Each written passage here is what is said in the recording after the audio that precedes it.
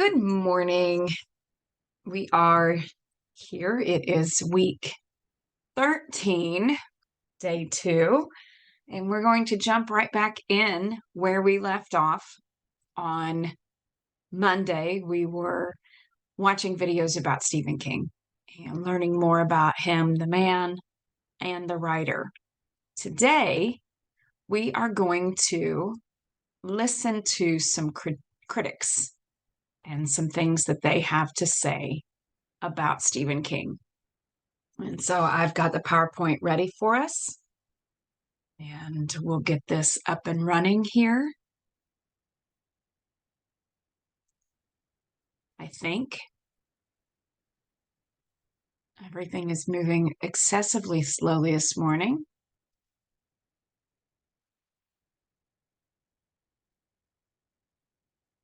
Right.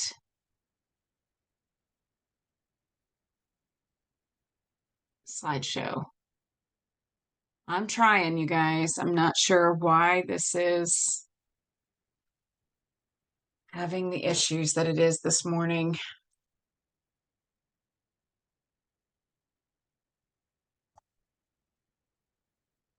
We're going to get it working. Oh, from current slide.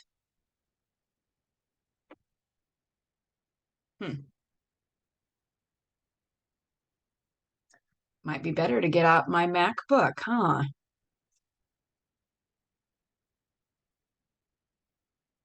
We don't ever have any troubles with the MacBook.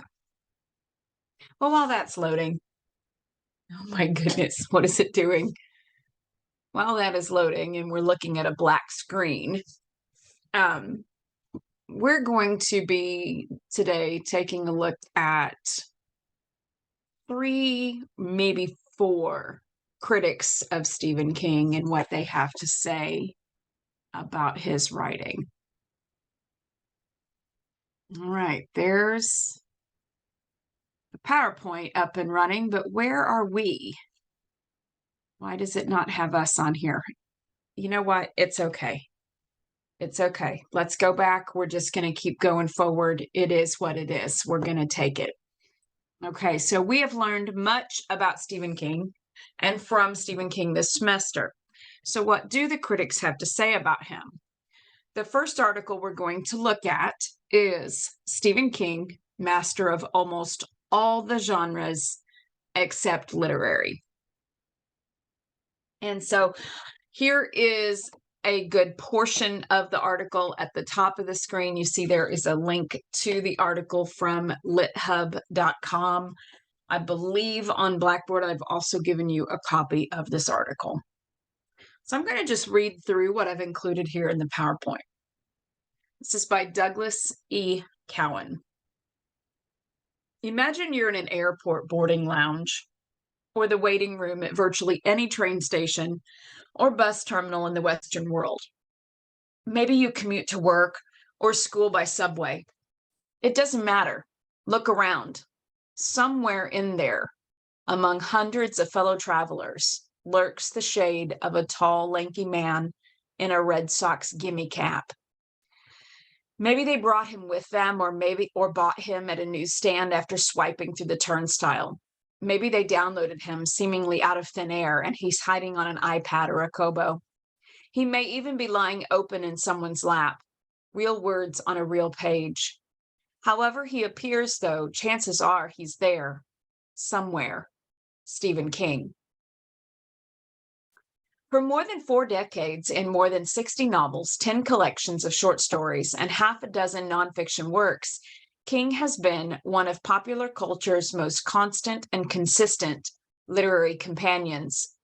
His books have sold hundreds of millions of copies and been translated into dozens of languages.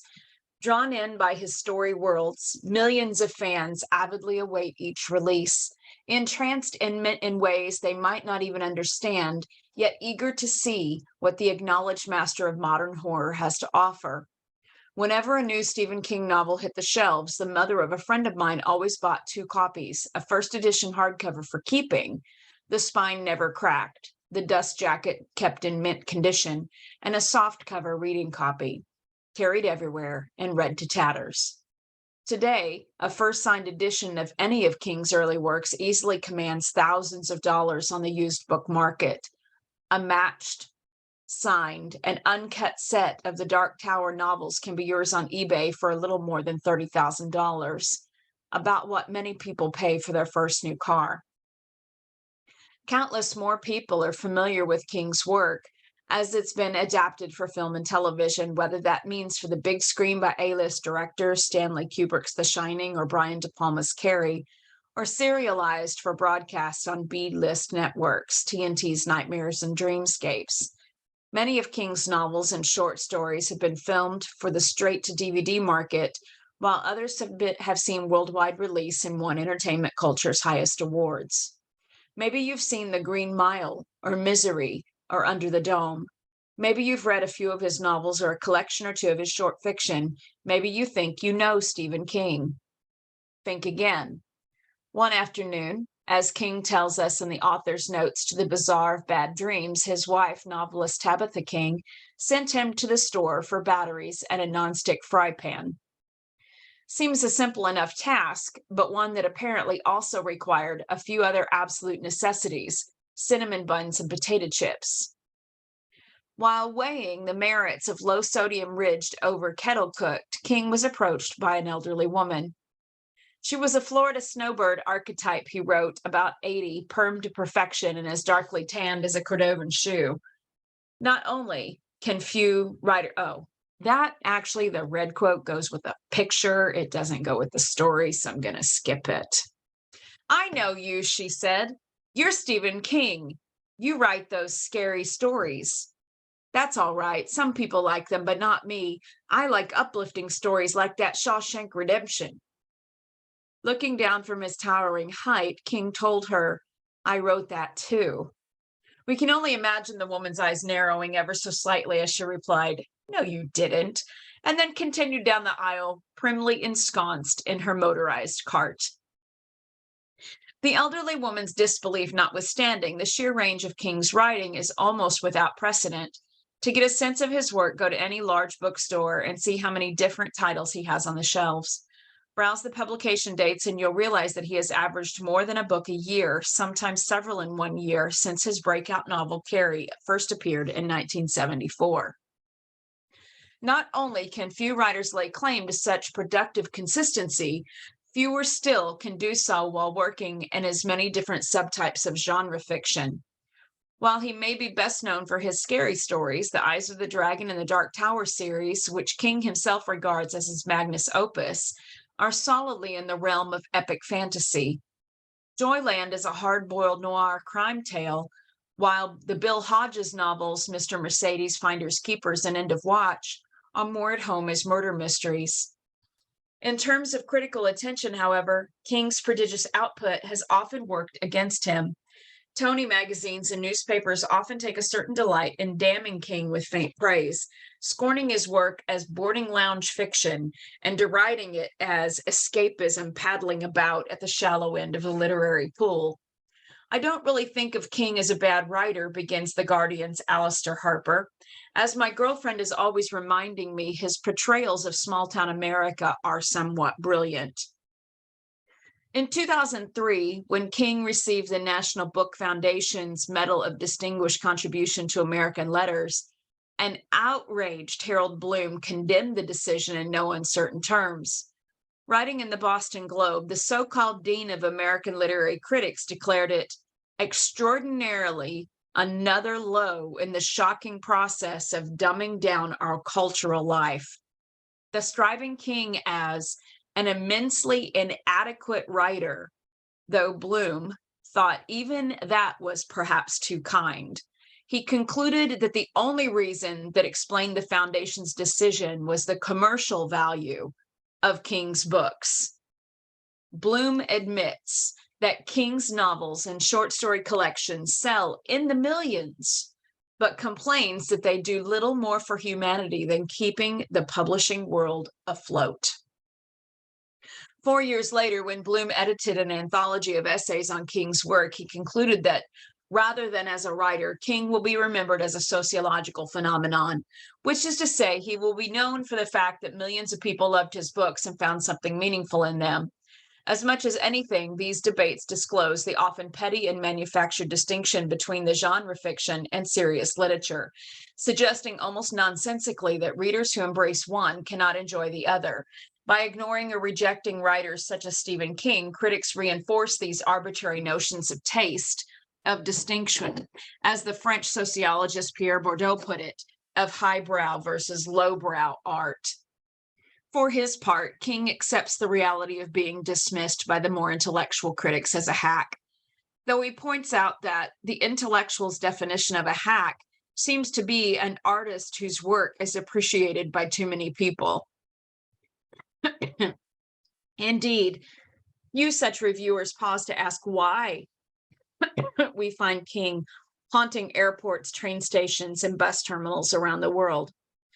Viewers still seem to realize that many of King's readers seek their escape in his sinister story worlds, precisely because of the plain, unremarkable, yet profoundly disturbing us he represents.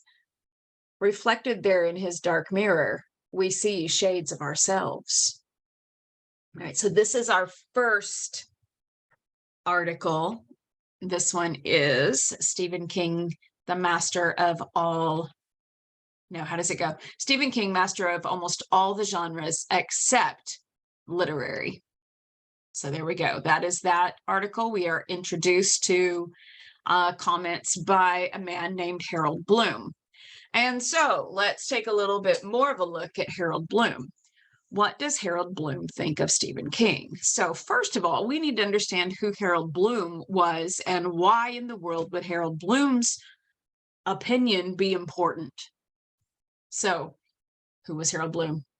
Harold Bloom, born July 11th, 1930 in Bronx, New York, U.S., died October 14, 2019 in New Haven, Connecticut. He was an American literary critic who was known for his innovative interpretations of literary history and the creation of literature. Professor Bloom was widely regarded as the most popular literary critic in America, and encomium he might have considered faint praise. Among his other bestsellers were his magnum opus, The Western Canon, The Books and Schools of the Ages, published in 1994, and How to Read and Why, published in 2000. So, on Quora.com, what does Harold Bloom think of Stephen King's writings? I found this. Bob LeDrew's answer cites a really interesting op-ed that Harold Bloom wrote in 2003 in the Los Angeles Times. Here is an excerpt. The decision to give the National Book Foundation's annual award for distinguished contribution to Stephen King is extraordinarily another low in the shocking process of dumbing down our cultural life. I've described King in the past as a writer of penny dreadfuls. Perhaps even that is too kind. He shares nothing with Edgar Allan Poe. What he is an immensely inadequate writer on a sentence-by-sentence, paragraph-by-paragraph, book-by-book basis. The publishing industry has stooped terribly low to bestow on King a lifetime award that had previously gone to the novelists Saul Bellow and Philip Roth and to playwright Arthur Miller. By awarding it to King, they recognize nothing but the commercial value of his books, which sell in the millions but do little more for humanity than keeping the publishing world afloat. If this is going to be the criterion in the future, then perhaps next year the committee should give its award for distinguished contribution to Danielle Steele, and surely the Nobel Prize for Literature should go to J.K. Rowling. That would be Harold Bloom's feeling on Stephen King, saying his writing is in no way to be considered literature. Now, here is another article that I came across by a critic. And this writer, Alistair Harper, was actually mentioned in the Douglas Cowan article. The only amazing thing about Stephen King is his ego. The zillion-selling author has millions of fans, but none so dedicated as himself. And this was published in The Guardian. Just a little smug, Stephen King? The manager of an Australian bookstore was informed last Tuesday that a vandal was damaging her valuable supply of Stephen King books. She marched over to inspect the damage, only to find that the culprit had vanished off in a puff of smoke, having left behind a pile of copies freshly signed by their author. Many a struggling novelist has been guilty of going into bookshops and asking after their own books, perhaps offering to sign them. It's a rather insecure thing to do and rather vain, just like Stephen King. I don't really think of King as a bad writer. As my girlfriend is always reminding me, his portrayals of small-town America are sometimes brilliant. And there's nothing wrong with a career writing dozens of exciting and tightly paced popular novels. My problem is the chip on King's shoulder as big as the vast American states that are usually his setting. It's perhaps understandable for King to be a bit prickly and defensive after reading Harold Bloom's response to his American National Book Foundation Award. He declared King an immensely inadequate writer on a sentence-by-sentence, paragraph-by-paragraph, book-by-book basis. But I confess to losing sympathy when I look at the covers of many of his books. Hold on. I'm trying to move this so I can read. Many of his books, the man who allows his publishers to write the ridiculous tag, "Words are his power," in the tiny scrap of space left after it's been filled with an enormous gold-embossed Stephen King, is not a modest man. In fact, he has the subtlety of David Brent when it comes to false modesty, as seen when he writes in an introduction to Wolves of the Kala about how long his work will remain known after his death. Might be for only 5 years, for all I know. It might be 500. Here's some more short stories if you want them. King introduces one collection, Skeleton Crew. Of course I want them, and I've bloody paid for them now. Though you'll probably wish you hadn't. This particular collection includes a story written when King was 18.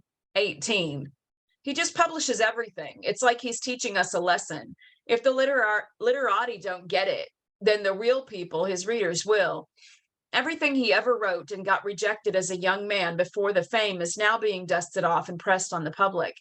If you're lucky, then he'll throw some of his poetry in at the end. It's like he does it out of spite. In one introduction, he compares his production line to that of Mickey Mouse and the brooms in Fantasia. Every time he chops at one, more appear. Except in Fantasia, the brooms are increasingly shorter, and, well, King could never be accused of brevity. The 7-volume Dark Tower series was written over 20 years and fills just under 5,000 pages. In an introduction to one of the volumes, he writes about his mortal anxiety that he might die without completing his epic. Having built the Dark Tower in the collective imagination of a million readers, I might have a responsibility. A responsibility to type endlessly and forever, and to show that Harold Bloom, who can write the most, or to show Harold Bloom, who can write the most. Sorry, that was worded funny. I don't doubt for a moment that the terrifying possibility of a world not having his stories is indeed what keeps him awake at night. All right, so that's Alistair Harper. Isn't it interesting? I just, on that first page where he says all of that about Stephen King's ego, it just feels like the opposite of everything that we have read from the man himself all semester. But anyway, I'm inserting my own opinion here, so I will refrain from doing that. And here is another. My Stephen King Problem, A Snob's Notes by Dwight Allen. And I've only included excerpts of the article, but the actual article should be on Blackboard for you. This aversion to horror fiction wasn't the only thing that kept me from King's work. No, for I'd informally decided sometime around my 50th birthday that 99% of my fiction reading, and I was at a point in my life where I was calculating how many books I was going to be able to read before I came down with dementia or died, would be devoted to certifiably literary fiction. by both the dead and the living, and include dead and living writers of certifiably literary genre novels and books by friends and acquaintances. I would keep my raffined literary nose out of books of pulp. And anyway, Stephen King didn't need me to buy his books or even to read them, as did, perhaps, some of my scuffling writer friends. He was doing fine, turning out a book a year up there in Maine, hauling the proceeds to the bank in steamer trucks. In his long New Yorker article about genre fiction, Arthur Crystal devotes a paragraph to King's entry into the lit world. After having mastered the horror genre, and manages to make Harold Bloom's denunciation of the National Book Foundation's 2003 award to King look ill-tempered, cranky, and elitist. In short, Bloom was annoyed that King had become a dude of literature. Crystal seems to regard King as a good enough guilty pleasure, though he cites nothing specific about King's writing, other than the fact that a literary magazine and the New Yorker have given him space that might persuade a reader that the praise of his work by the literary establishment is in any way justified.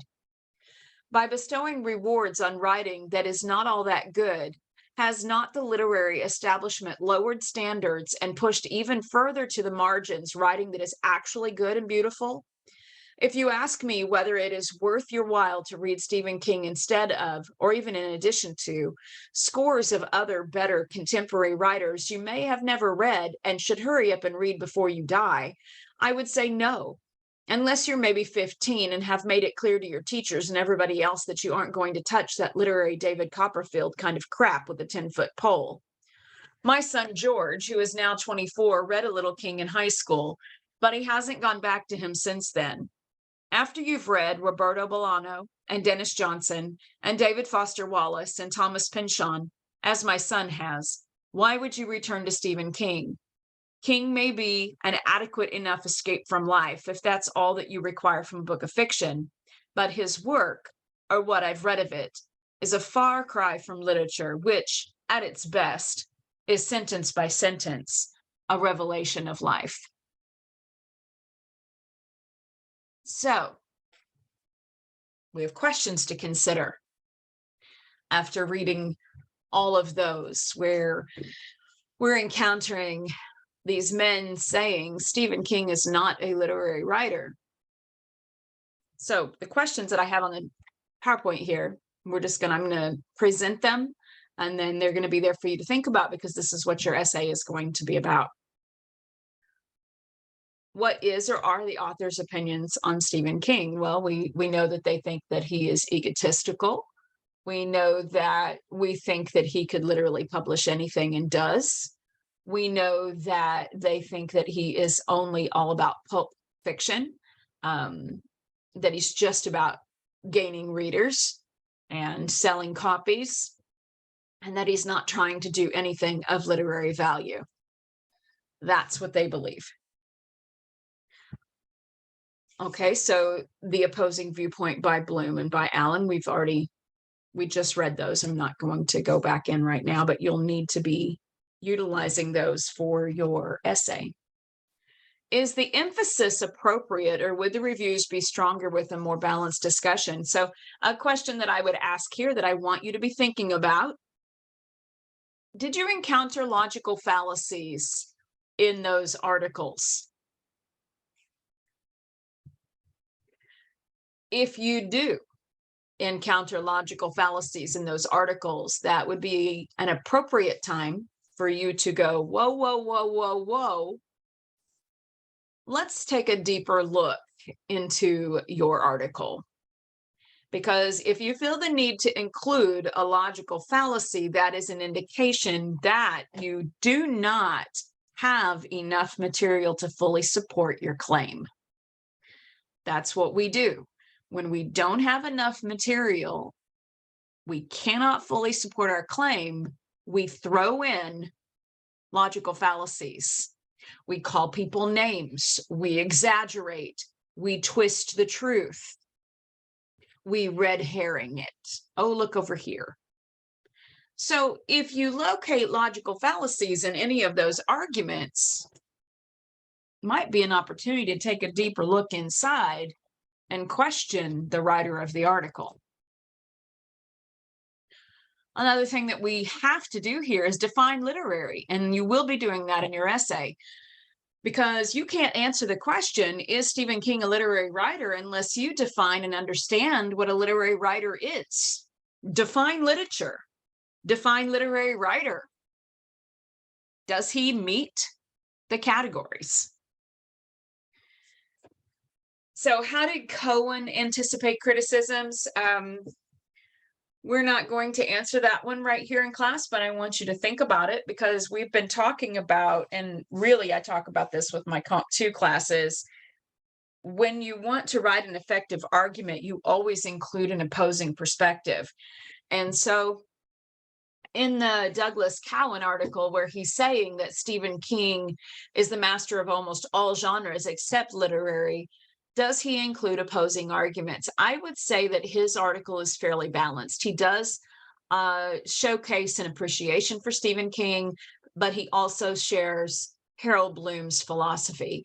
And at the end, he concludes by saying, you know, there in the dark mirror, in Stephen King's dark mirror, we see reflections of ourselves. And so Douglas Cowan is saying that Stephen King's writing is about humanity.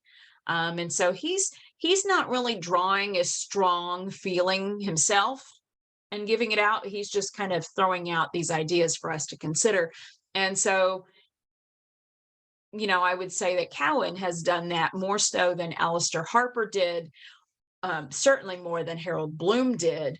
And then Dwight Allen, both Dwight Allen and Alistair Harper were very, here's what I think, and don't really care what anyone else thinks in their arguments. And again, that is when you encounter an argument such as theirs, that is something that you want to hear and immediately question, why aren't there opposing arguments? Why aren't you giving me both sides that I can consider and make my own decision? That's a fair argument. So that is something to pay attention to in these arguments that you're encountering. How do these reviews speak to a broad audience? Do they speak to a broad audience? I don't know about you. I'm inserting way too much opinion here, but I don't know about you guys, but I feel like the Alistair Harper and Dwight Allen articles are both geared more toward literature loving people who only read the classics and who have high appreciation for, say, Shakespeare and Charles Dickens and Edgar Allan Poe. They are very much limiting their audience, whereas the article by Douglas Cowan, I feel it's more broad. He's just writing an informational piece and tossing it out there for us to make our own decision. And he has kept in mind a broader audience. His is much more informational, whereas the other two, those are more rant-ish, in my opinion. That's my opinion. Do you agree with the final sentence of the Cowan article? Reflected there in his dark mirror, we see shades of ourselves. I love that as a last line to an article. I think that is just beautiful. That's literary writing right there, personally. Reflected there in his dark mirror, we see shades of ourselves. Absolutely, absolutely. And that's why we love Stephen King, because he writes about humanity. He writes about real things. He writes about real people, and we see ourselves in his writing. Does Stephen King care what Harold Bloom or Dwight Allen think? Nope.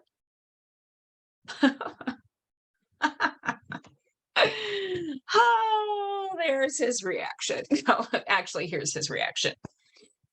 He said, Bloom never pissed me off because there are critics out there, and he's one of them, who take their ignorance about popular culture as a badge of intellectual prowess. I find that to be a great comment. Jump scare, that's right, Avery.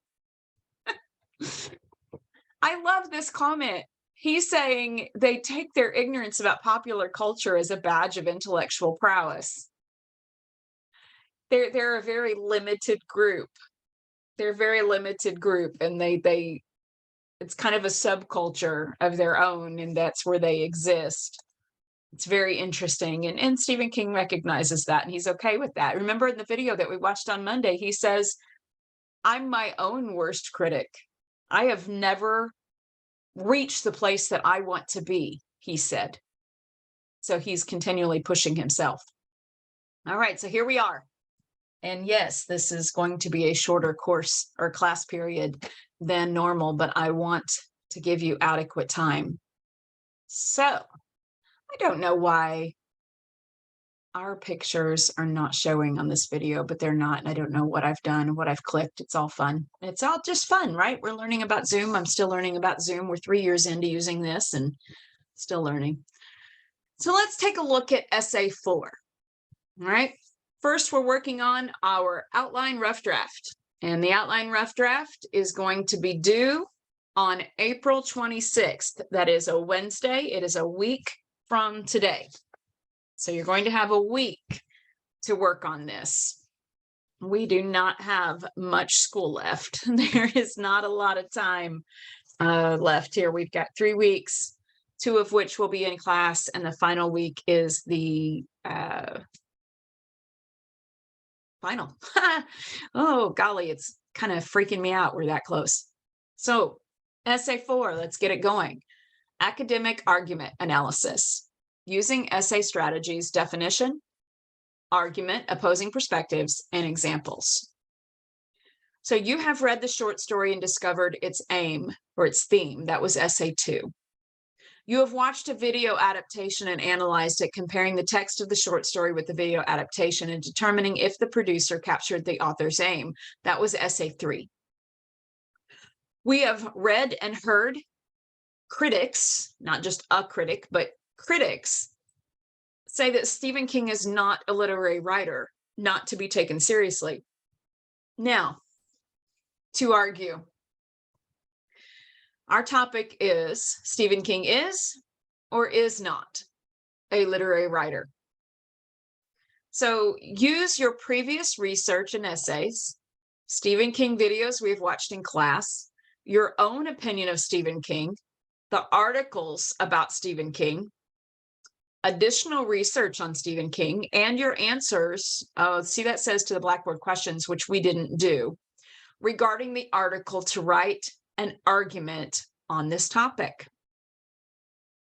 So you can use absolutely anything that we've done this semester. You can use my lectures, you can use the PowerPoints, you can use any handout that I've given you, you can use any writing that you've read, any research that you've done. You may need to do a little additional research. You have a plethora of information at your disposal. So is Stephen King a literary writer? You're going to need to define literary writer and then answer that question. Back up your opinion with research and articles on Stephen King and use academic sources. Now, anything we've done here in this class, that would be considered academic sources because this is a college class. So when quoting the thoughts and opinions of others, set up the in-text quotes with who the person is and why their opinion matters to the argument at hand. And on the next slide, there is an example essay. So what we're going to be doing with this essay is you're just simply answering this question. Is Stephen King a literary writer? Well, you need to define literary writer. And then you're going to consider everything that we learned about Stephen King this semester, everything that you've discovered about him as a person and as a writer, and then think about that question. Is he a literary writer or is he not a literary writer? And that's what you're going to write about. So here is a potential outline. This is not a mandatory outline. This is just for ideas. I really threw this outline together, and I think I'm going to make some changes on it before the next semester. But I mean, that's what we do with our initial outline, right? We throw our ideas together, and then after a while, especially when you've put it away for a little while, you come back and you look at it, which is exactly what I've been trying to teach you to do all along. You come back and you look at it and you go, oh, I should change that. That doesn't work like I thought it did. So I'm in that stage at this moment. So here is an example outline. Thesis. Based on the definition of a literary writer in my own readings and research, Stephen King is or is not a literary writer. So you are going to make that claim for yourself. Now, the first point really should be defining a literary writer. I just feel like that should be the very first thing that you do right out of the gate. You should define it. What does that mean? What is literature? What is the actual definition of literature? So give it a definition. And then you might want to include some opposing perspectives to King being literary or pro opinion to King being literary. You might want to do that there. You might not. You might want to reserve that.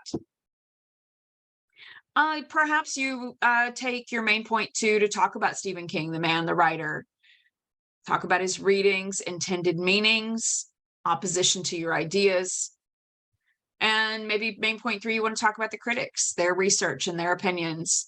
Or you might want to flip-flop main point 2 and main point 3. You might want to talk about the critics first and then come in with a giant slam to them with your information about Stephen King. Is pro opinion your opinion or the other person's?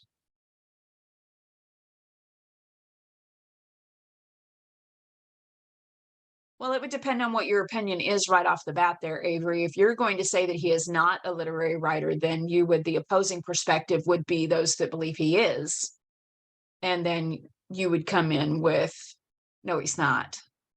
So it's whatever the opposite is of what you are going to argue for would be the pro opinion and the opposing opinion. So I can see that this outline could be somewhat confusing for you guys, and I'm not intending for that to be the case. But I do want you to answer this question. I want you to support it with information, and I want you to define what a literary writer is, define what literature is. So do that first, like do your introduction, have your thesis statement, define literary writer, define literature, and then go for it with your article. Present ideas, combat them, do what you need to do to establish whether or not you think he is or is not a literary writer. Okay, that's what we're doing. Does anybody want to toss a question into the chat box? I'll sit here for a second and look at the chat box. See if any questions pop up.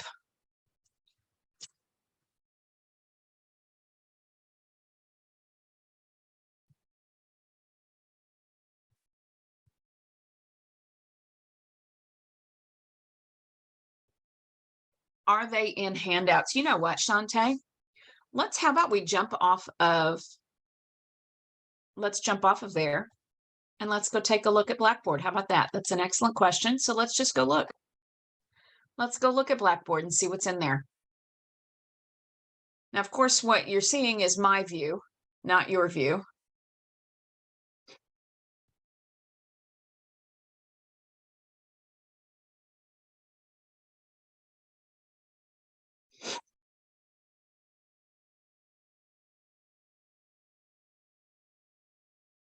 Okay, it looks like I need to add them, so let's do that.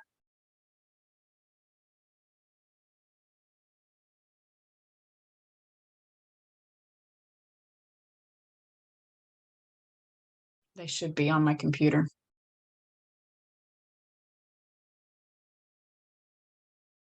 And my computer is moving like a snail.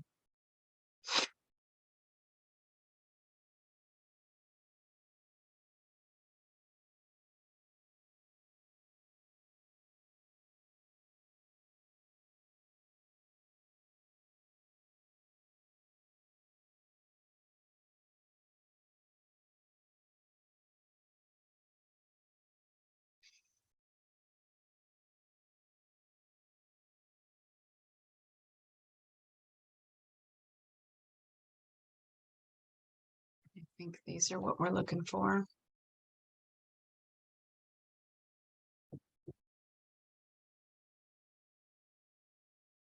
And let's double check.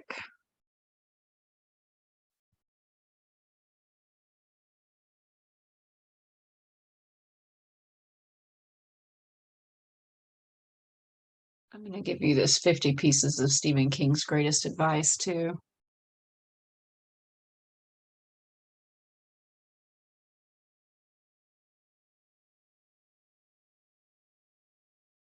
Just looking to make sure I didn't miss anything. I try to stay organized.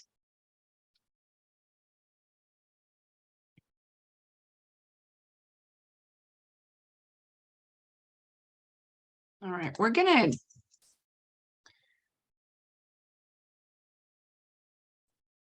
it kind of looks like that two of those might be the same article.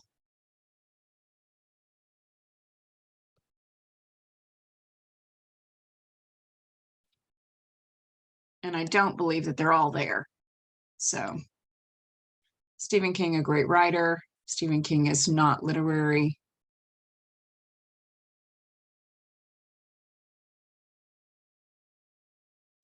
All of those can be looked up on the internet. So they are down there at the bottom for you now. I'm telling you, they are all available online. I'm going to open up one of them while we're talking.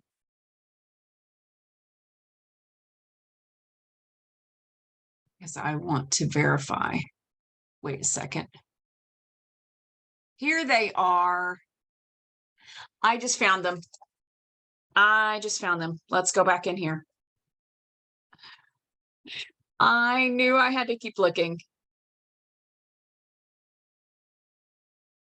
Okay, we're going to mark for removal. Except we want to keep that one because that's super cool. Okay, let's go in. I want to get the actual articles for you. I know where they are now.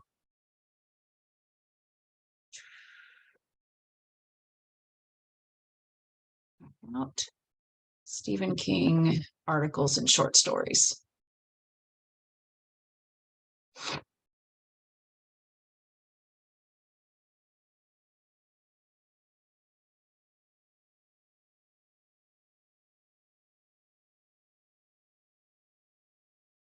There we go. Got him. Got him.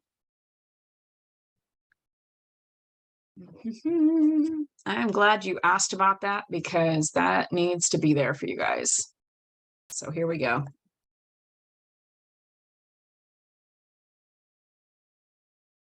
There they are. They're down at the bottom of your week 13. Okay, awesome. Could it be for the amount of RAM? You know what, Jimmy, it could be a lot of things. My son, who's a computer guy, says it's just because it's an all-in-one and they're terrible. He told me never to buy one again. And I said, okay, but until I get to a place where I can get another computer, just have to live with it. You know, just got to live with it and it's going to be okay. All right. Do we have any final questions on this essay? I'm super excited to see what you guys think because every semester, about half of you will say he is, and about half of you will say he's not. And I always think, wouldn't it be cool to like share everybody's opinions with the entire class and let's all just have a debate? But we're not going to do that. You'll see some in peer review that you guys may have different opinions and perspectives. And some of you will say that he is or isn't a literary writer and have different reasons why than other people. And it's just, it's a lot of fun for me to read. I get to be blessed like that because I'm the teacher. So it's super fun. So next week, we're going to be talking job skills. So you'll be writing your essay, but we're going to be talking job skills. Okay. And then the following week will be peer review, and you're going to I have the rough draft due next Wednesday. So I want you to take, Wednesday through the following Monday and be reading through each other's papers and give each other some good solid critique so that when we can come back together the following week and do peer review in class, if we can do a solid peer review in class on Monday, then if there's any additional information regarding the job skill stuff that we need to finish up, we can do that following Wednesday. And then the final week is our final exam. And so that's going to just be online. We'll probably come together on Monday. I'm going to go over some final information that last week, and then I'm going to let you go and you can take your final exam online. That's it. That's our next 3 weeks laid out. It's kind of wild, isn't it, that it's coming to a close so fast, but it is. And we're going to jump forward into it. So will we have new peer review groups? Because our class is so small, I mean, I set it to put you together randomly. So I don't know exactly who's going to be in what groups. I believe, where do I have those? I believe those are situated. Maybe I need to still make those. I don't think so, but let me look. Look at Shantae asking all these good questions. Oh, here they are. They're in week 12. They probably should be moved to week 13. Oh, yep, gotta make new ones. Gotta make new ones. So we're going to take care of that right now too, while I have you guys here. So let's just go ahead and delete this. Yes, delete. And now we're going to go into week 13. I think that's a better place to put them. And we're going to create a group. Going to create a new group. Going to do random enroll. We're going to do 2 groups. All right, so this is essay number 4. Is Stephen being a literary writer? Peer review groups. Don't need the blog. Don't need the journal.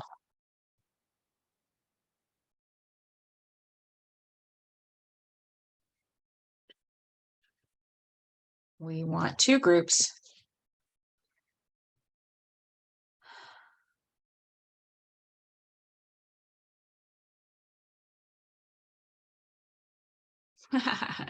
You're off work today, so you're more focused. All right. We're going to click that one. We're going to throw it in here in week 3.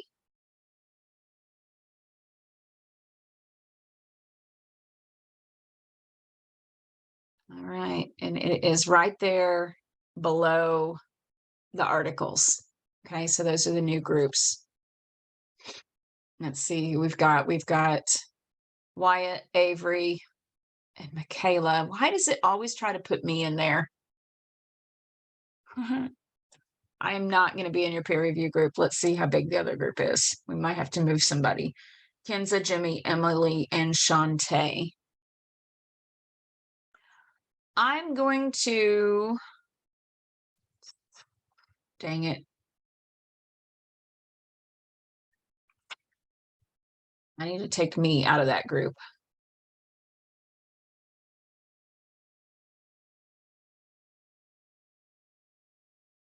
And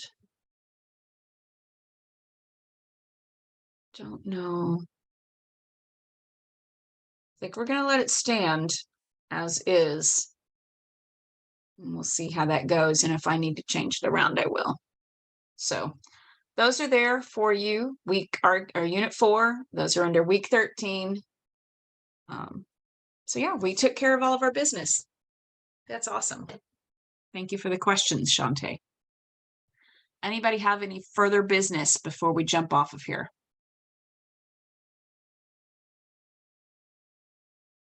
Anyone? How about attendance?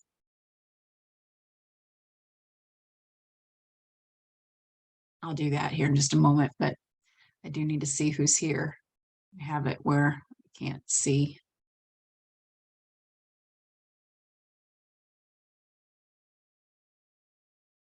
Oh, because we're in, there it is. I can see this. Okay. Okay. All right. I know who's here. I'll do attendance when I jump off the call. So I'm gonna let you guys go.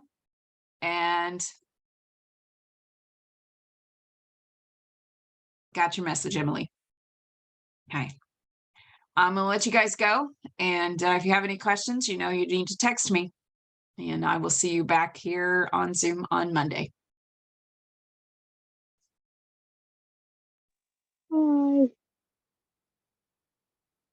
You have a great weekend too.